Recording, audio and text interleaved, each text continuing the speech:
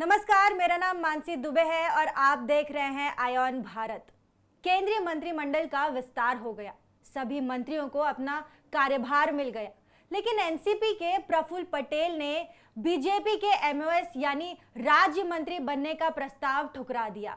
उधर शिवसेना शिंदे गुट भी मोदी पर आरोप लगा रही है।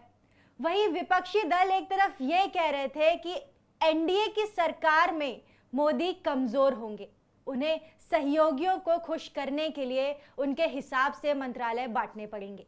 मोदी सरकार तो एक साल में ही गिर जाएगी।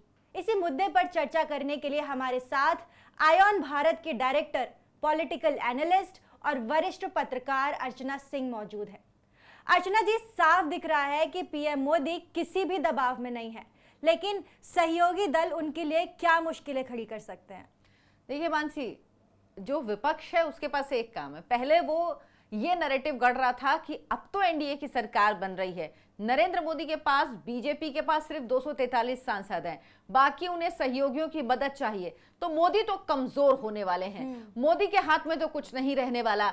अब सब अपने अपने मन के मंत्रालय लेंगे और बड़े बड़े जितने मंत्रालय हैं, जो विशेष मंत्रालय हैं, जिन पर सबसे ज्यादा दारोमदार होता है सरकार का, वो सारे मंत्रालय सहयोगी ले जाएंगे। लेकिन ऐसा कुछ हुआ नहीं। नजर आ गया कि मोदी बॉस हैं और मोदी उतने ही दमदार हैं जितने वो अपने पहले कार्यकाल में थे, जितने दूसरे कार्यकाल में, उतने ही वो तीसरे कार्यकाल में हैं। सीसीएस में एक भी नाम नहीं बदला है। इंपॉर्टेंट पोर्टफोलियोज जो हैं वो मोदी ने अपने ही पास यानी बीजेपी के मंत्रियों को ही दिए हैं। तो अब क्या करें? अब छटपटाहट कहां निकालें? तो अब एक नया नैरेटिव गढ़ना शुरू किया है ताकि कहीं कुछ एक कहते हैं ना दरार पैदा कर सके।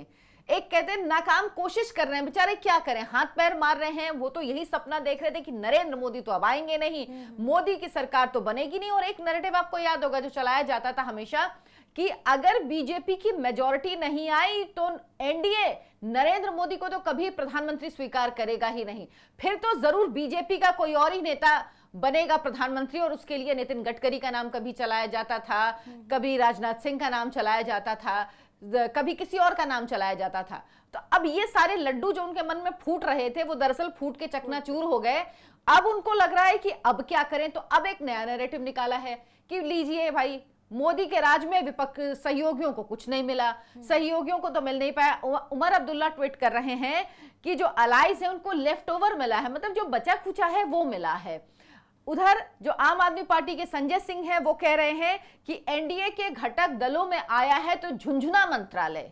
सोचिए, झुंझुना मंत्रालय। और ये क्यों कह रहे हैं? इसकी वजह यह है कि जितने इंपॉर्टेंट हैं, गृह विभाग हो, रक्षा हो, वित्त हो, विदेश हो, सड़क परिवहन हो, शिक्षा हो, स्वास्थ्य हो, वो सारे मंत्रालय नरेंद्र मोदी ने बीजेपी के ही लोगों को दिया है, उन्हीं के मंत्रियों को दिया है जो बीजेपी के मंत्री बने हैं। क्योंकि जाहिर सी बात है इनमें सारे वो हैं जो रिपीट हुए हैं, जो दोबारा कर रहे हैं। पिछले 2019 में भी वही लोग थे, उनके पास वही मंत्रालय था। अमित शाह के पास गृह मंत्रालय था, राजनाथ सिंह के पास रक्षा मंत्रालय था, विदेश मंत्रालय एस जयशंकर के पास था, नितिन गडकरी के पास सड़क परिवहन मंत्रालय था। कोई बदलाव नहीं किया है। सीसीएस वही है, वही चारों हैं। सीसीएस यानी कैबिनेट कमेटी ऑन सिक्योरिटी, जो सबसे इंपॉर्टेंट होती है, उसमें कहीं कोई बदलाव नहीं हुआ है और सब ख्वाब सजा रहे थे कि कुछ ना कुछ तो होगा।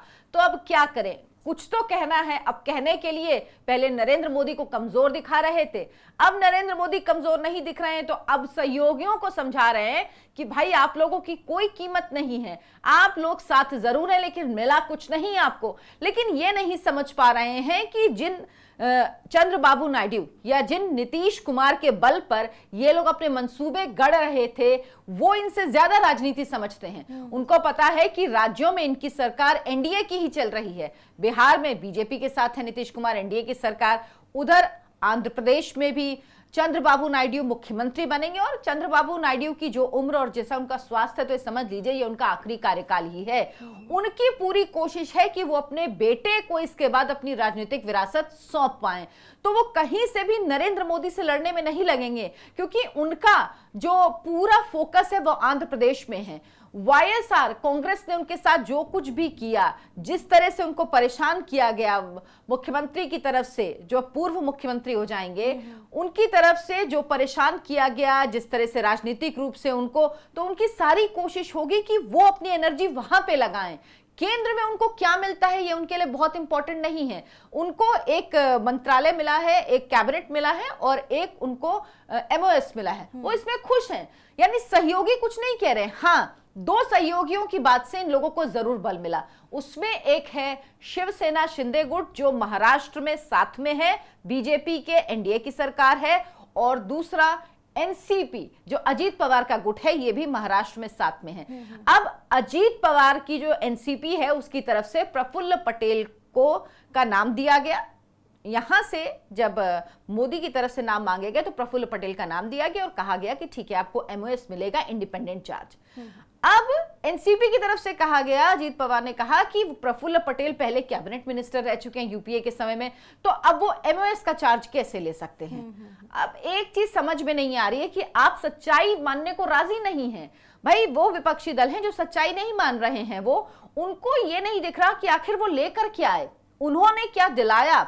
अगर वो सरकार में आए, वो एनडीए का हिस्सा बने, तो उससे क्या फायदा हुआ मात्र 1 सीट जीतने के बाद। और वो उसके बाद उल्हाना दे रहे हैं, ताना दे रहे हैं कि जेडीएस, टीडीपी, इन सबको जब मिल सकता है तो हमें क्यों नहीं मिल सकता। यही बात शिवसेना जो है शिंदे, एनसीपी के जो विधायक, जो सांसद हैं, अजीत पवार ने भी जो कहा वो इंटाइटलमेंट की भावना है कि हम कैबिनेट मिनिस्टर थे, हम नीचे कैसे जा सकते हैं, भाई हम कैसे एमओएस हो सकते हैं। ये नहीं पता कि अब जमीन खिसक चुकी है, आप कहां खड़े ही तो देखिए, तब इतनी बड़ी बड़ी बातें करिए। उधर शिवसेना जो शिंदे गुट है, शिंदे जो मुख्यमंत्री हैं गुजरात के, उनकी पार्टी की तरफ से कहा गया कि हमारे तो 7 सांसद हैं, हमको एमओएस दिया जा रहा था, जबकि जेडीयू को, टीडीपी को, इन सबको, या हम पार्टी जो जीतन राम मांझी की पार्टी, उनके तो एक ही सांसद हैं, उनको एमओएस नहीं, उनको कैबिनेट की रैंक दी गई। तो हमें क्यों नहीं दिया जा रहा है, हमें भी 2 मिलना चाहिए, हमें सिर्फ एक एमओएस दिया गया।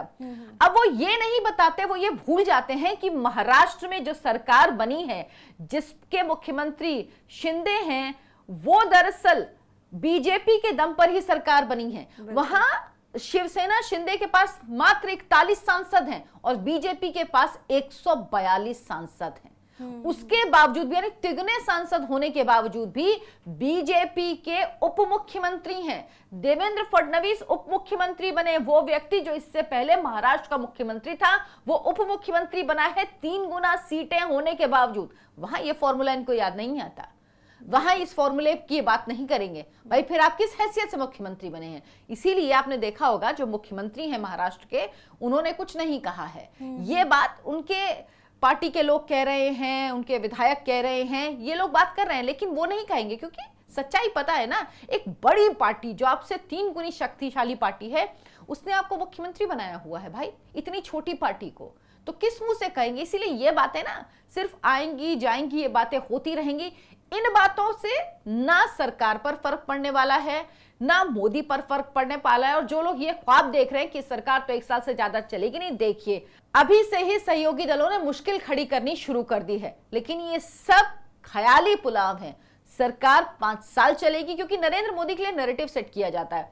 जब वो गुजरात के मुख्यमंत्री बनने गए तो कहा गया, अरे ये तो संगठन के व्यक्ति हैं, इन्हें तो प्रशासनिक अनुभव नहीं है, ये मुख्यमंत्री कैसे बनेंगे, ये कैसे मुख्यमंत्री बनकर काम कर पाएंगे। नरेंद्र मोदी ने 2001 से लेकर 2014 तक मुख्यमंत्री बनके और गुजरात को इतना आगे पहुंचा दिया कि गुजरात मॉडल का जिक्र देश और विदेश में होने लगा। 2014 में जब नरेंद्र मोदी केंद्र में आए, जब उन्हें प्रधानमंत्री पद का उम्मीदवार बनाया गया बीजेपी की तरफ से, तो कहा गया अरे इनको तो राज्य का अनुभव है, देश का इनको तो अनुभव ही नहीं है, इनको विदेश नीति के बारे में क्या पता, ये विदेश नीति को किस तरह से हैंडल कर पाएंगे, ये एक राज्य चलाना आसान है, देश थोड़ी चला पाएंगे। लेकिन नरेंद्र मोदी ने 10 साल में किस तरह से देश चलाया सबने देखा, और विदेश में देश का मान किस तरह से बढ़ाया, किस तरह से भारत के प्रति विदेशों में इंटरनेशनल लेवल पर भारत की छवि बदली, भारत किस तरह से स्ट्रॉन्ग देश के रूप में सामने आया। भारत वो देश बना